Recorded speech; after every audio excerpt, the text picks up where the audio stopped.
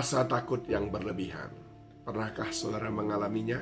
Mungkin semua kita pernah mengalaminya. Saya pun demikian.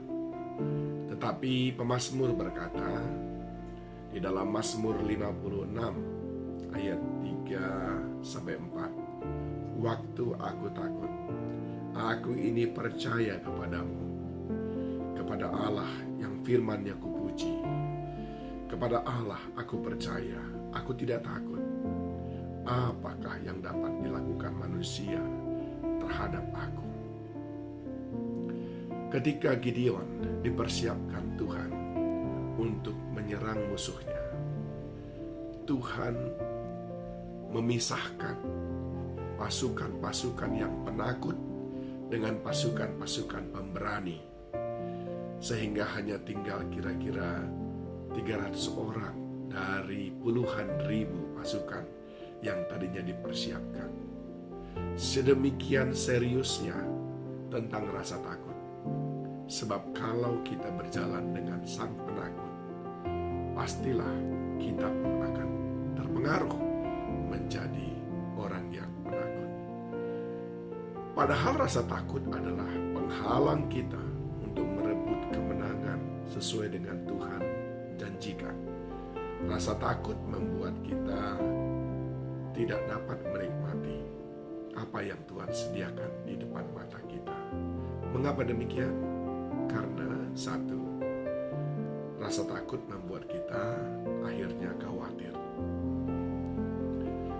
Kekhawatiran membuat kita tidak bisa bertindak.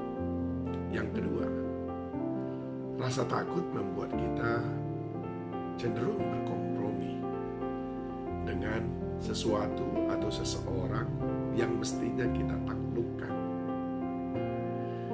Rasa takut juga membuat kita gelisah, sehingga kita tidak fokus menghadapi lawan-lawan kita atau tantangan yang ada di depan kita. Bahkan yang keempat, rasa takut itu menahan kita untuk tidak bertindak. Padahal tadi kita sudah merencanakan membuat segala sesuatu, strateginya sudah kita susun, tapi tiba-tiba ada informasi bahwa tantangan yang di depan kita terlalu berat, peluangnya sangat kecil untuk menang, maka semuanya menjadi buyar. Demikian bahayanya rasa takut itu, saudaraku.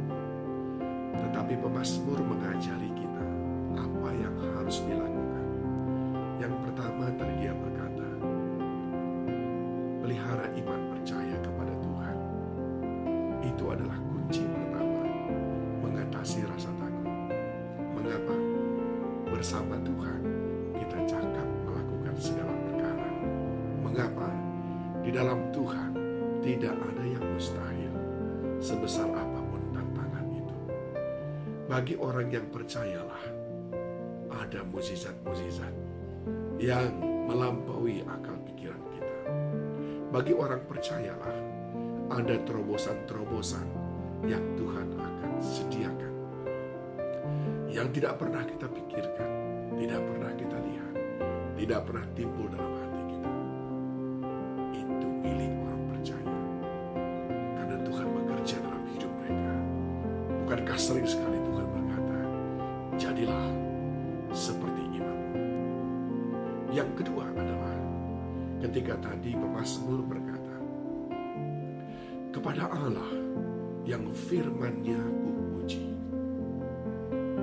Yang kedua, penuhi hati kita dengan firman Tuhan, yang dimana di sana terkandung janji-janji Tuhan. Di sana terkandung kekuatan Allah, sesuai dengan Roma pasal yang pertama ayat yang ke-16. Injil itu adalah kekuatan Allah. Orang yang sedang menghadapi rasa takut, lalu dia menutup pintu kamarnya dan membuka firman Tuhan, maka dia akan mendapatkan kekuatan dari Tuhan. Ketika takut menghampiri, jangan banyak dengar sana sini, tapi renungkan firman ilahi yang akan memberikan kekuatan kepada saudara. Ingat, yang pertama, tetap percaya kepada Tuhan. Yang kedua, renungkan firman yang memberikan kekuatan. Dan yang ketiga, ingat bahwa dikatakan di dalam ayat yang keempat tadi bagian terakhir, apakah yang dapat dilakukan manusia terhadap aku? Apakah yang dapat dilakukan tantangan-tantangan itu semuanya terhadap kita, saudaraku? Sungguh, sekalipun sebuah tantangan yang berat itu mengancam saudara, sampai maut mendatangi saudara, tapi dia hanya sanggup membinasakan tubuh, kata Rasul Paulus, tapi tidak dengan jiwaku. Bukankah yang penting dalam hidup ini adalah keselamatan yang datang daripada Tuhan? Ketika orientasi kita adalah kehidupan yang sebenarnya, maka seperti Paulus berkata, bagiku hidup adalah Kristus, mati adalah keuntungan. Sungguh sebuah kehidupan yang bebas dari rasa takut. Ingat, yang pertama tetap percaya. Yang kedua, senantiasa renungkan firman-Nya yang memberikan kekuatan. Dan yang ketiga, tiada kuasa yang dapat memisahkan kita dari kasih Tuhan.